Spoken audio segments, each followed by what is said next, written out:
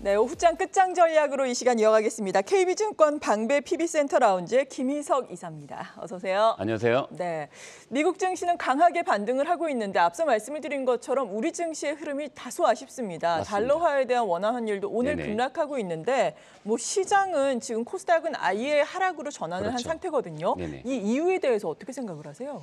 일단 시장은 지금 전체적으로 인플레이션이나 금리, 통화 정책 이런 쪽이나 고용 정책이나 이런 부분들에서 다소 안심은 하고 있지만 네. 시장이 갈수록 아까 조금 전에 앵커님 말씀하셨지만 장단기 금리 이 역전이나 현상이나 이런 것들이 나오면서 경기 고점까지 생각했던 것보다 좀 짧아질 수 있다. 그런 부분들이 나오고 있습니다. 경기 고점 논란이 지금 펼쳐지고 있는 부분들 중에 아까 말씀드린 장단기 금리도 있지만 또 하나는 이제 고용 쪽이죠. 네. 미국이 고용이 일단 끝자락이 아닌가 하는 얘기가 나오고 있습니다. 이 네. 부분은 고용이 일단 거의 고용이 이제 고점에서 네. 실질적으로 이제 과열 부분이 좀 되지 않냐. 그래서 이제 추가적인 부분보다는 인플레이션을 더 불러일으키지 않냐 하는 부분들이 있습니다. 그래서 거기에 대해서 조금 조심을 해야 되는 상황이 되는 것 같습니다. 네.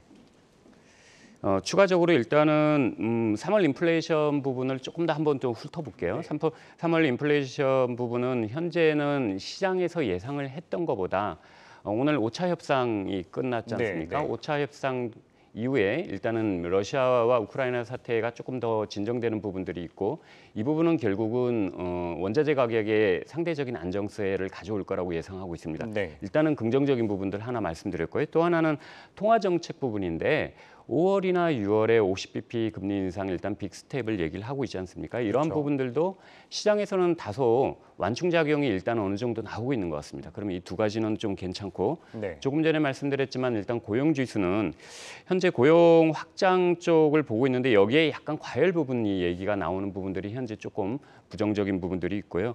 또 하나는 이제 장단기 금리 이제 이런 이제 호재 악재가 상당히 네. 한마디로 이제 네. 같이 들어오는 시장입니다. 그러다 보니까 최근에 시장이 조금 반등이 나왔잖아요. 네. 반등이 나오고 숨고르기라고 좀 표현하면 될 것 같습니다. 네, 그러면은 좀 실적 호전 업종에 대해서 힌트를 얻으려면 이 국내 각종 경기 지표부터 조금 살펴볼 필요가 있을 맞습니다. 것 같은데요. 이 지표상 좀 긍정적인 신호를 보내고 있는 게 있나요? 예, 오늘 제가 좀 나오다가 이제 최근 지수들을 좀 봤는데요. 국내 이제 경기 전망 지수라 해서 BSI 지수 같은 경우가 96이 나왔습니다. 96은 전 분기 대비해서 7포인트 정도 상승하는 부분인데 네. 결국은 경기 전망 지수는 이제 다양하게 각 산업별로 업종별로 해서 상대적으로 경기가 좋아질 거라고 해서 이 현장에서 체험하는 지수입니다. 여기에 대해서 상대적으로 100 이상 나와 있는 부분들이 화장품, 전기 장비, 의류 정밀, IT 가전, 기계 업종 등이 있습니다. 이런 쪽들에 대해서는 일단 관심 있게 보시고 투자 아이디어도 가져가는 게 나을 것 같습니다. 또 한 가지 지수를 좀 보면요. 2월 소비자 심리 지수가 일단 103.2 정도 나왔습니다. 아시다시피 시청자 여러분들도 100 이상 되면은 일단은 저희 경기에 대해서 낙관적으로 생각하고 있는 부분입니다. 그래서 지난해 11월 이후 최고치다. 그럼 결국은 두 가지 지수하고 하나 더 나온 게 미국의 3월 소비자 신뢰 지수입니다. 이 부분도 예상치보다는 다소 하회했지만 약간 상회했다. 그래서 실질적으로 전체적으로 이런 지수 표면적인 지수들은 좀 좋게 나오고 있는 상황이고요. 이러한 부분들은 앞으로도 좀 좋아지는 지수 형태가 나올 것 같습니다. 네, 지금 원자재 가격이 어느 정도 안정화될 것으로 보여진다라고 말씀해 주셨지만 원체 1분기에는 고공행진을 이어가다 보니까 기업들의 네네. 원가 부담도 가중이 됐을 것 같고 네. 환율도 급등을 한 것이 맞습니다. 어느 정도 또 업체별로는 또 그렇죠. 희비가 엇갈리는 요인이 되지 맞습니다. 않겠습니까? 실적에는 구체적으로 어떤 영향을 미칠까요?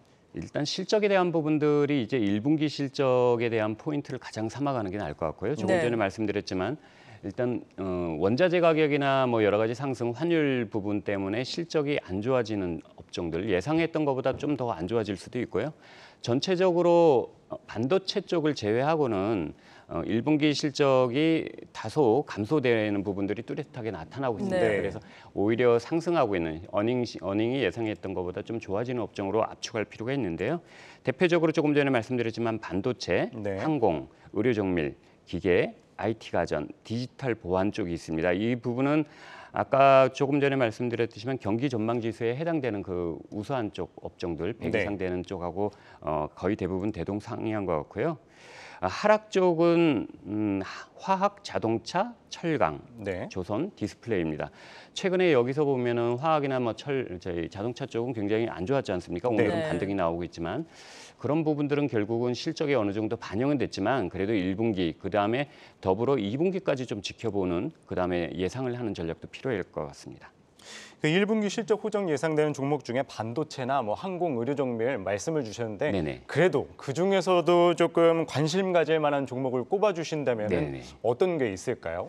몇 가지 좀 이제 종목을 가지고 왔는데요. 시간이 네. 일단 짧다 보니까 한 5개 종목만 말씀드리겠습니다. 일단 LX 인터내셔널이라는 기업인데요. 시청자 여러분들도 알고 계실 겁니다. 대표적으로 이제 석탄 광산 증산을 하고 그러면서 물류 가격, 팜유 가격 상승으로 해서 굉장히 실적이 좋습니다. 올해 실적이 전년 동기 대비해 가지고 네. 이제 세 자릿수 이상 좋아질 것 같고요. 일단 또 하나는 고배당 매력이 있습니다. 그래서 좀 최근에 좀 올랐더라고요. 네. 올랐는데 일단은 그 부분을 1분기 실적하고 같이 평가를 해가면서 좀 볼 필요가 있을 것 같습니다. 또 한 기업은 영업무역입니다. 원자재 가격 상승 부분을 일단은 가격으로 제품 가격으로 이제 전가하는 게 좀 탁월한 기업입니다. 네. 그래서 영업무역 같은 경우는 올해도 30% 이상 성장이 예상되는 기업입니다. 또 한 기업은 이제 현대백화점입니다. 백화점 같은 경우는 현대백화점 같은 경우는 리뉴얼하고 카테고리 믹스나 이런 부분들을 우수하게 좀 했고요. 네. 특히나 이제 영업 정상화가 더 현대점이 이제 되면서 실적 같은 경우가 꾸준하게 증가하고 있습니다. 올해 1분기에 한 전년 동기 대비해서 18% 이상 증가하는 770억 정도 예상되고요. 네. 또 하나 기업은 이제 파수라는 기업입니다.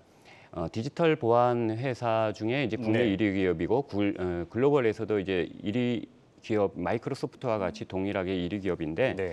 이 회사 같은 경우는 일단 사상 최대 실적이고요. 올해 전년 동기 대비해서 영업이익이 한 300% 이상 증가하는 기업입니다. 네. 더구나 뭐 이런 기업들 같은 경우는 중견 기업들 같은 경우는 가장 중요한 게 이제 시장의 1위 기업이냐 그 부분인데 시장의 1위 기업이라는 부분과 이제 영업이익 증가 그다음에 해외에 있는 글로벌 기업 대비해서 평가가 한 3분의 1 정도 평가받고 있습니다. 네. 그럼 뭐 앞으로 가치 평가를 좀 받을 수 있을 것 같고요.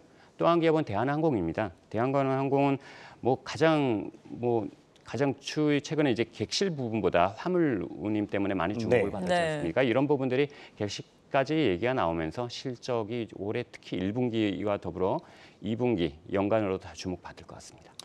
네, 1분기 관심 가질 만한 종목까지 알아봤습니다. 지금까지 김희석 KB증권 방배 PB센터 이사였습니다. 오늘 말씀 고맙습니다. 고맙습니다. 감사합니다.